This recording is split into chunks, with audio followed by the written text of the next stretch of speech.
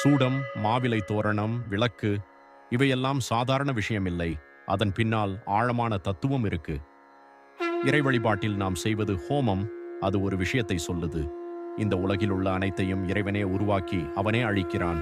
தீபாராதனை காட்டுவது அறிவு, ஞானம், உள்ளொளி பெருக வேண்டும் என்பதை குறிக்கும். ஆனா சூடம் ஏற்றி காட்டுற தீபாராதனை இன்னும் ஆழமான அர்த்தம் கொண்டது. சூடம் முழுவதும் எரிந்து காற்றோடு கலந்துவிடும். அதே போல நம்ம ஆன்மாவும் இறுதியில் இறைவனோடு ஒன்றாக கலந்துவிடும். மாவிலை தோரணம் கூட ஒரு பாடம் சொல்லுது. மாவிலை எளிதாக அழுகாது. அது மெதுவாக உலர்ந்து மண்ணோடு கலந்துவிடும். அதே போல நம்ம வாழ்க்கையும் சுத்தமாக, அமைதியாக முடிந்து இயற்கையோடு ஒன்றாக வேண்டும். விளக்கு ஏற்றுவதற்கும் ஒரு காரணம் இருக்கு. விளக்கின் தீ எப்போதும் மேலே நோக்கி எரியும்.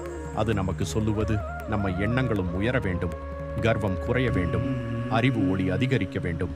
அதனால்தான் நம் முன்னோர்கள் சொன்னார்கள், ஆலயத்துக்கு போனால் ஒரு விளக்கு கண்டிப்பாக ஏற்றுவிட்டு வா.